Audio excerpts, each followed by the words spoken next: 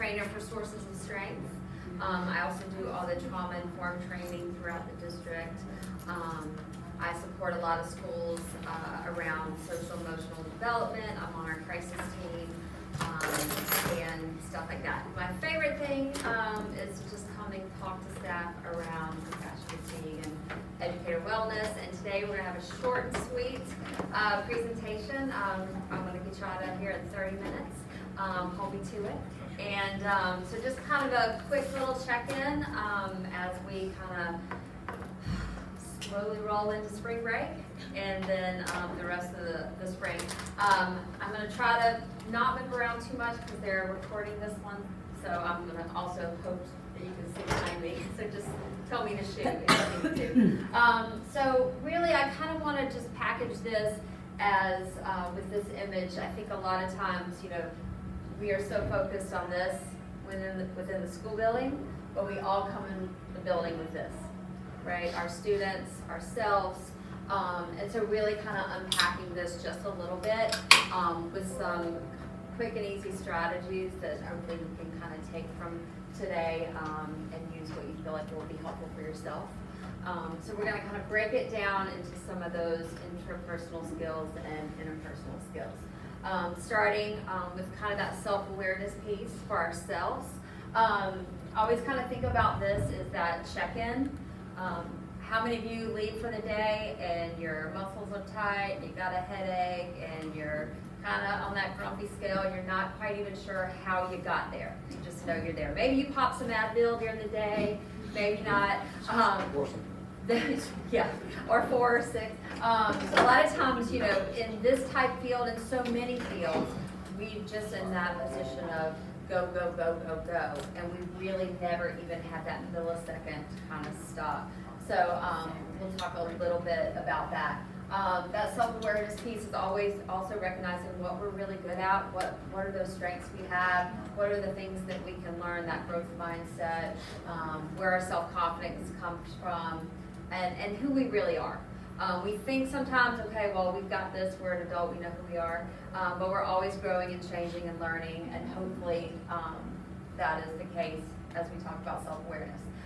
So I like this image. I know it's really small. You're going to get these slides. I think Sean's already put them in the folder.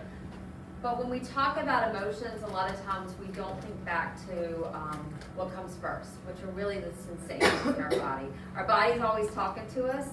You know, we get really good at not listening. We get really good at just kind of ignoring, and we don't stop until our body like makes us stop. And so this is a good way to kind of start to notice those things that are happening in our body. I kind of think about it as like a stoplight.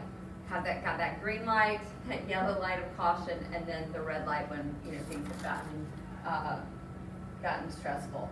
And so kind of noticing, is my jaw clenched? Like, am I, you know, am I fidgety? Like, am I hot? Am I feeling that like that gut punch, or that like that thing in my throat that's just kind of hovering? What is that trying to tell me?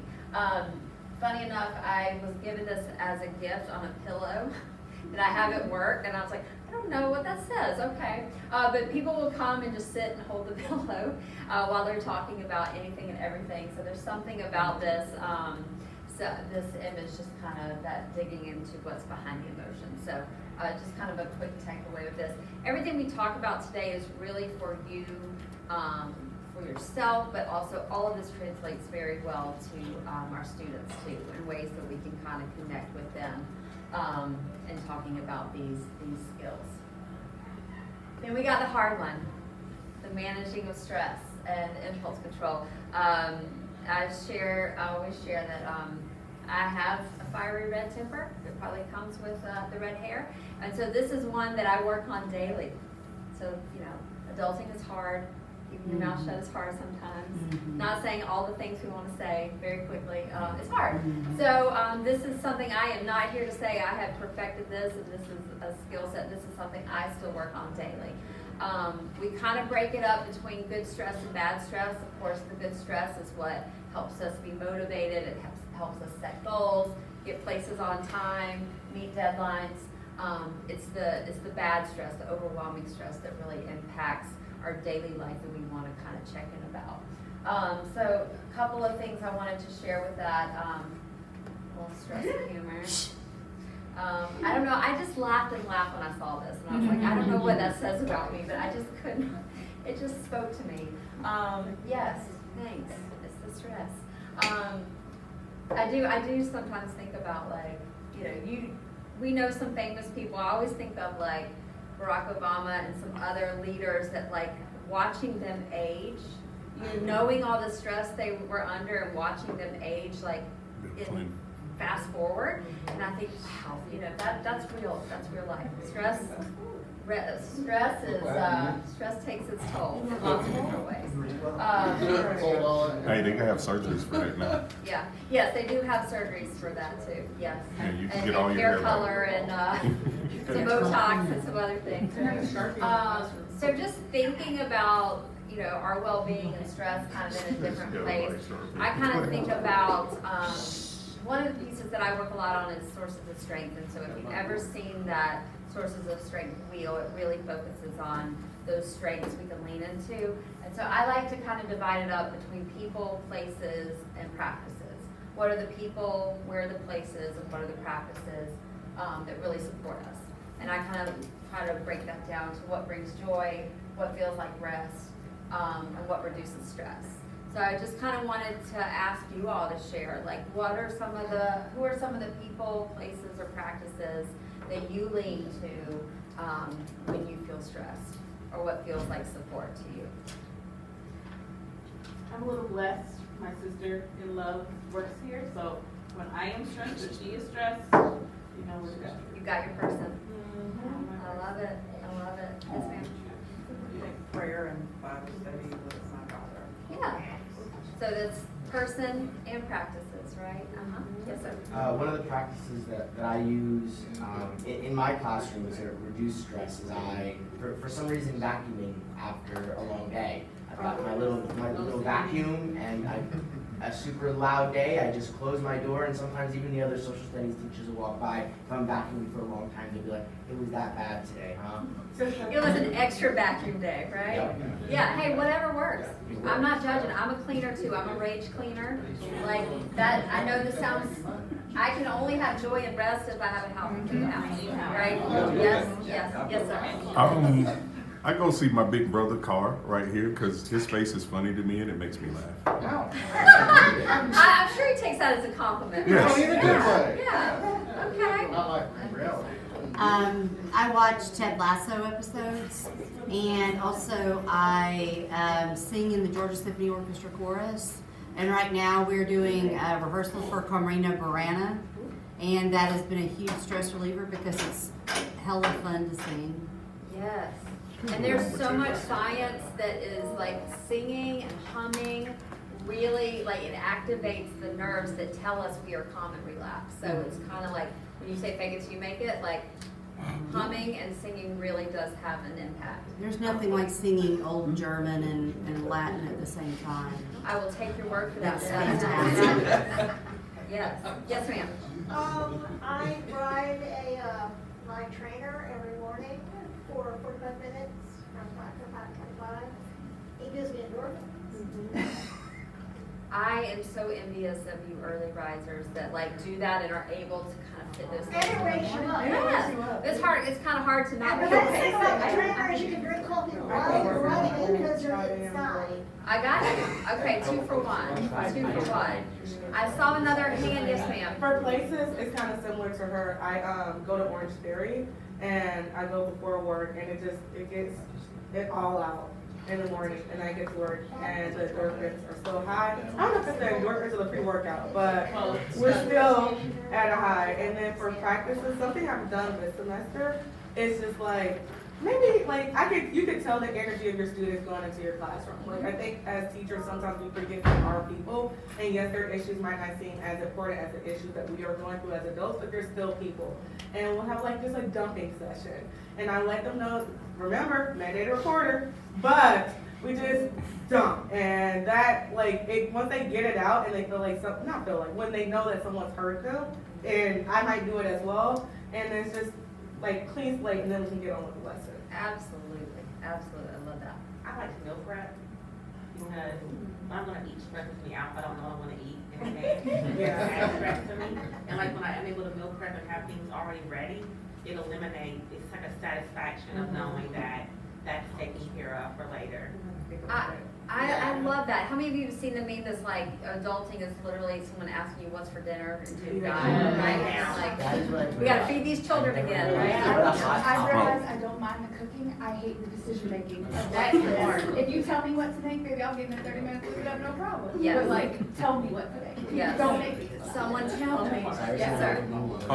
Like, normally when I get, like, if I get super stressed or just worried about stuff or stuff like that, like my dad lives like in the middle of nowhere, and I'll just go out and like get a mason glass and fix like some lemonade or something and prop my feet up and sit out on the porch for hours at a time, no phone, no nothing, and just kind of sit there. And like, it's like being around nature, because I grew up in the country, is like super relaxing. Yeah, that sounds amazing. That sounds amazing. Thank you all for so much sharing. And so, I mean, this to me, sometimes we don't have, you know, all the money and time to do all the big things we think about when, we think about wellness and self-care. I really think about it as like, what are those small connections and what are the things we're already doing that kind of bring us that so thank you for that. Another thing I really like to look at with self-management is the control circle. There's so many versions of this. This is one I really love because it really kind of digs into some of the, it's not so generic. I think about the past and future when we talk about being anxious and anxiety. I need a picture. Things we can't control, right? But yet how much time do we spend in that past and that future kind of thinking about what's happened and what will happen. If you're like me, I would love to control everything, right? But we can't. And so what can we let go of? What do we know we have ownership in? Doesn't mean that we like what's happening. Doesn't mean that we can't advocate. But there is something to be said about protecting our peace. And when we have to just say, like, this is outside of my wheelhouse. I look at this one a lot, boundaries I set with others. Sean and I were talking during the break around, over volunteering, right? In our personal life, in our professional life, and then all of a sudden it all colliding and, that it's okay to say no sometimes. And we do have control over that. So you are going to get these slides because I know some of these images are kind of nice to have. But that's something I really think about with self-management is what can I take a deep breath and say I'm not happy about, but I can't do anything about it right this second, and what can I lean into that's going to be what I can control in that moment.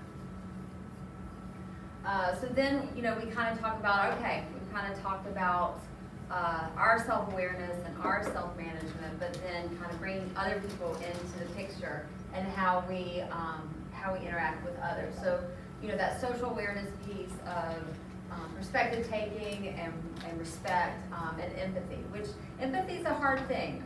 It's a hard concept to talk to with kids a lot of times, but it's hard for adults too because we want to be fixers, right? We want to just kind of jump in and fix. And so that's not always the need or the case with our friends and family or our students or our coworkers. So Brene Brown says it way better than me. So I've got a quick little short that kind of defines empathy versus sympathy. Get out of the way for this.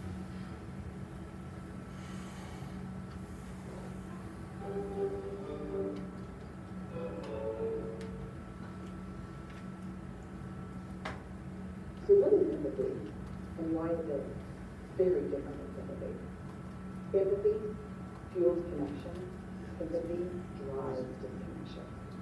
Empathy, it's very interesting. Teresa Wiseman is a nursing scholar who studied professions, very diverse professions where empathy is relevant. And some of the four qualities of empathy: perspective taking, the ability to take the perspective of another person, or recognize their perspective as their truth. Staying out of judgment, not easy when you enjoy listening to them ideas. Recognizing emotion in other people and then communicating that. Empathy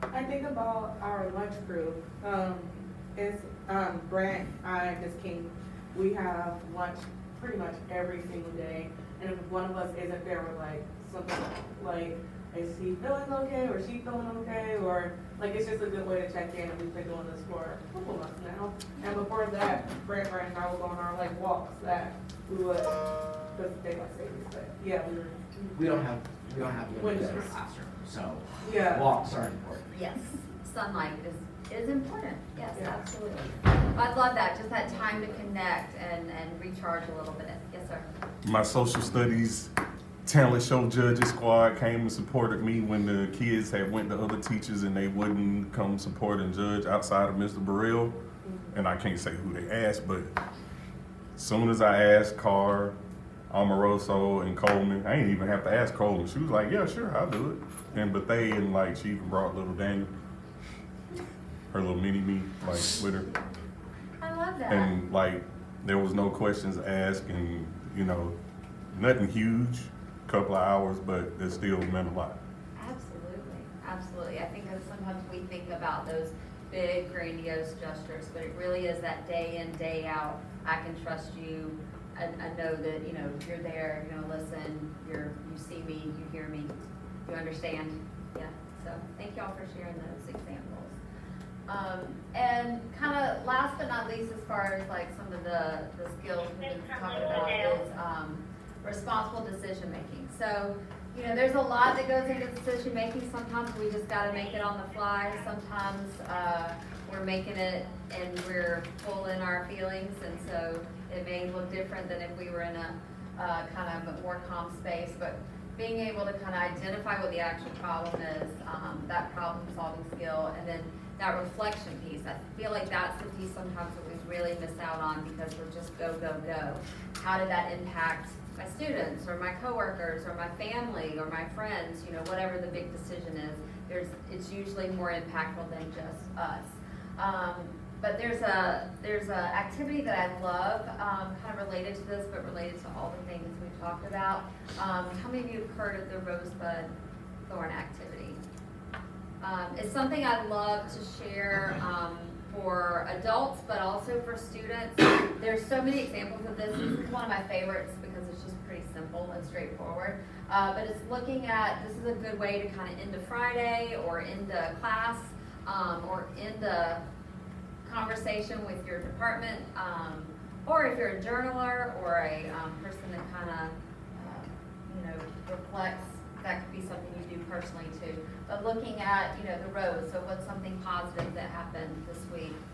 What's one thing we're looking forward to? I don't think I have to ask this question, right? No, what's next week? I know, a spring break maybe? Yeah, what are you looking forward to? What's something I need help with? So what's a thorn? Maybe, you know, just personally, professionally. And then what's one thing I'll try next week to turn my thorn into a rose? So this goes back to that responsible decision making. This goes back to relationship skills. Is there someone that could help me with what I'm struggling with that might bring it up to a rose? You know, is this more of a self-reflection type piece? So I do have a copy of this for all of you, just in case you wanted to make copies or have one, and of course you'll get this on the slides too. I think this is a good, this is one of those things that translates very well to students, and we use this a lot sometimes with groups to kind of talk through the end of a week, end of a lesson, maybe you know, getting ready for, you know, in EOCs or kind of finishing up a lesson, but kind of a piece of that. So, and you could leave any extras in the back. And as we finish up, about 30 minutes, right? Yeah. Looking at just going back to those 5 skills we talked about and quick ways to implement them into your day. That self-awareness piece, kind of, are we able to notice our emotions throughout the day? Like, do I need a sip of water? Do I need a snack? Do I need some sunlight? You know, do I need some Advil? Do I need to just vent quickly to somebody, or take a deep stretch, or deep breath or something, those quick check-ins through the day. Implementing the pause button. This is my favorite because I have to use this quite often, right? I hear something and I want to just word vomit all the things I'm thinking, right? Right then. But I'm a grown-up and I'm trying to remember that I don't have to say everything that's on my brain. But do I need to take a sip of water or a deep breath or a quick pause before I speak? Do I need to type out an email and then maybe not hit send? Maybe delete, right? Do I put it in my draft folders and see how I feel the next morning, right? So this is one that is tried and true for me. I just think of it as like that real quick pause button. If I was a TV show, right, I'd get paused and then I'd be able to move on. With the empathy piece, sometimes it's really, really hard to put ourselves in the shoes of someone that we don't feel like we have anything in common with. But sometimes asking that question, how would I feel if I was in that situation, if I was in that person, if I had their life experiences, if I had grown up the way they had, how would I feel? How, it's really a good perspective taking piece. That active listening piece, going back to the relationship skills, being able to spend time with your people and your friends, your coworkers, and your family. What does active listening look like? It's our whole body. It's our nonverbals, it's our verbals. It's listening and not formulating what we're going to say while they're talking, right? We've already decided what our answer is going to be, right? That's a hard one. Because we know all the things, right? We just want to tell them, right? So it's hard to kind of just listen. And last, kind of identifying the emotion when making decisions. So going back to that responsible decision making. If we're in the heat of the moment, if we're hangry, right? If we're tired, if we're mad, if we're anxious, if we're sad, if we're making those big decisions while we're in our emotions, that's going to be a very different outcome than if we've kind of given it some time and let it simmer. So I kind of think about that with where am I? Where am I as far as is this the time to be making big life decisions? And maybe it's not. Maybe we can take a breather. So short and sweet. Just a few kind of hopefully helpful tips or takeaways.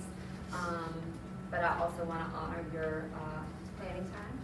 So I am here, and I will be here all day. So if you want to hang around and chat, or if you need more copies, I'm here. But thank you for your time today.